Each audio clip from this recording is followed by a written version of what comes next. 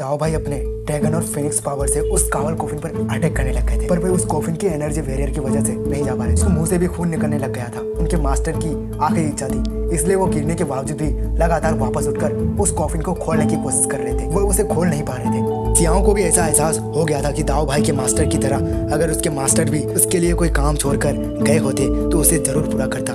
इसलिए सियाओ दाओ भाई के साथ मिलकर उस कॉफिन को खोलने लग गया था। सियाओ ने अपनी कुन पेंग टेक्निक का इस्तेमाल किया था, जिससे वो कॉफिन खुल गया था। उस कॉफिन के अंदर से 10 बॉडी बाहर आई थी, जिसे देखकर दाओ भाई भी हैरान हो गए थे। बॉडी एक साथ एनर्जी के रूप में वहाँ से चली गई थी। वो केवल कॉफिन भी वहाँ से गायब हो गया था। दाओ भाई उन बॉडी के बारे में जानना चाहते थे, इसलिए उन्होंने उसके बारे में पता लगाने का डिसाइड किया था कि सियाओ वापस से उसे सुप्रीम डेजो में लौट आया था, जहाँ उसे लिटिल बनी, काओ, यूस और कुजी पहले से ही मौजूद थी और वहाँ सियाओ का इंतजार कर रहे थे। फिर हम देखते हैं कि सियाओ भाई अपने उन तीनों दोस्तों के साथ खाना पका रहे हैं। लिटिल बनी से पूछता है कि तुम्हें कैसे पता चला कि मैं यहाँ हूँ। बताते हैं कि तुमने डीनी के मिथ को तोड़ दिया है, बड़ा शोर मचाया, जिससे हमें पता चला कि कितना बड़ा हंगामा करने वाला सिर्फ हमारा दोस्त ही हो सकता है। लिटिल बनी बताती है कि हमारी सीनियर कोंग से भी मुलाकात हुई थी, जिससे हम माउंटेन के फुट पर मिले थे। साथियों, ये भी बताते हुए कहते हैं कि हमारे अलावा तिहान जियान एकेडमी में भी ऐसे कई सारे लोग हैं जो तुम्हारे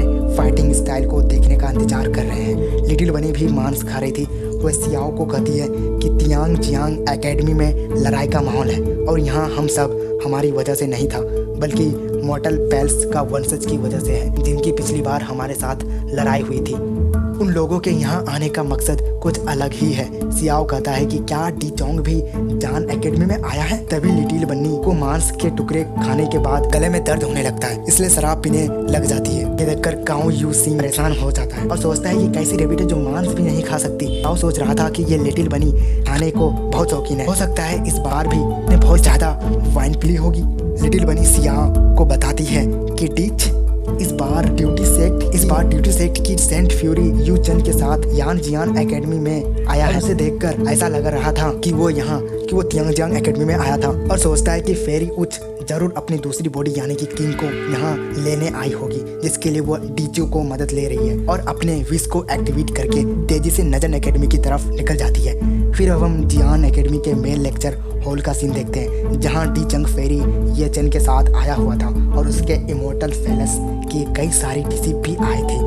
किंग भी वहाँ अपने एडर और फ्रेंड फंगन के साथ मौजूद था। यांग जियान एकेडमी के एडर सोच रहे थे कि ए डी चोंग काफी यंग है, लेकिन इसके कुछ संकेत से पता चल रहा है कि इसकी मार्शल आर्ट आई काफी ट्रू होने वाली है और इससे लड़ने में मेरे भी मुश्किल हो सकती है। डी चंग सोचते हैं कि मुझे उम्मीद है फेरी उचन का डिवाइन फिट्स यानी कि दिव्य भूर्ण अभी तक एक सख्त मैड में नहीं बदला है, जिससे उसकी बॉडी में काफी कमजोरियां फैल रही है। और वो नजन एकेडमी के एडा से कहता है कि मैंने पहले कहा था मैं आज फेरी यूचन की सेकेंड बॉडी को अपने साथ लेकर आऊंगा। तहानजन एकेडमी के डर आगे आकर कहते हैं कि ये कोई मामूली जगह नहीं है, ये मेरी तियांग जियान एकेडमी है और तुम इमोर्टल पैलेस के सीबीसी स्टूडेंट हो, इसलिए तुम्हारी हिम्मत इतनी ज्यादा नहीं बढ़नी चाहिए कि तुम हम पर अटैक करने की कोशिश करो। फेंग वू भी कहती है कि मेरी दोस्त किंग तुम्हारे साथ जाना नहीं चाहती, फिर भी तुम इसे बार बार अपने साथ ले जाने के लिए कंफ्यूज कर रही हो। फिर ए वुचन कहती है कि किंग मेरी सेकेंड बॉडी है और इससे और मुझे बस कुछ ही डिफरेंस है। हमारे एक साथ आने के बाद कुछ ठीक हो जाएगा और हम एक हो सकते हैं। और ये कहती है कि तुम हो और मैं हूँ, मैं कभी तुम्हारे साथ नहीं मिलना चाहती। तिहान जियान एकेडमी के एडर भी कहता है कि मैं तुम्हें कुछ कहने की कोई जरूरत नहीं है, तुम जब तक किंग तुम्हारे साथ जाना नहीं चाहती हम तुम्हें कभी अपने साथ ले जाने नहीं दे सकते, क्योंकि हमारी डिसीप को प्रोटेक्ट करना हमारी कर्तव्य है और हम मरते दम तक अपने कर्तव्य का पालन करेंगे। डी चंग गुस्से में अपने राग को फैलाता है और कहता है कि मुझे डर है कि आज मुझे कोई साथ ले जाने रोक नहीं पाएगा। उसका राते तियांग जियान एकेडमी के सभी स्टूडेंट हिल जाते हैं। तभी सियाओ भी वहाँ जाते हैं और जैसे कहता है कि तुम्हें क्या लगता है तुम कौन हो। डी चंग भी सियाओ को पहचान लेती है कि वो डियांग सियान सियाओ है। नजन एकेडमी के स्टूडेंट भी बात करते हैं कि सुप्रीम डेजो का ये सेक्सर का यहाँ क्या कर रहा है, क्या ये किंग के लिए डी चंग के खिलाफ लड़ना चाहता है। दूसरा स्टूडेंट कहता है कि क्या तुम नहीं जानते डियांग ने डी चोंग को यंग तियांग सीक्रेट रियलमी में एक बड़े हार का सामना करवाया था। और इसी डी चोंग ने काफी मुश्किल से अपनी जान बचाई थी। आज वास्तव में हमें एक अच्छी फाइट देखने को मिलेगी। सिया भी डी चैंग से कहता है कि तुम सिर्फ एक हारे हुए व्यक्ति हो डी चैंग। डी चैंग को इसका काफी गुस्सा आता है और ये भी सिया के पास आ जाती है। वो दोनों एक दूसरे से प्यारी सी नजरें भरी से देखने लगती है। इससे डी चोंग को काफी गुस्सा आता है। सिया से कहती है, जब तुम्हारा जनरल्स भी मुझसे हार गया था तब तुम इतने साहस से यहाँ के लोगों को धमकाने की कोशिश कर रहे हो। आज मुझे किसी को भी प्रोटेक्ट करना मुझे पसंद है। और वो किंग को पकड़ लेता है। किंग फेरी येचन को सेकंड बॉडी होने की वजह से फेरी उचन को काफ़ी अजीब सा फील हो रहा था क्योंकि सियाओ से टच कर रहा था।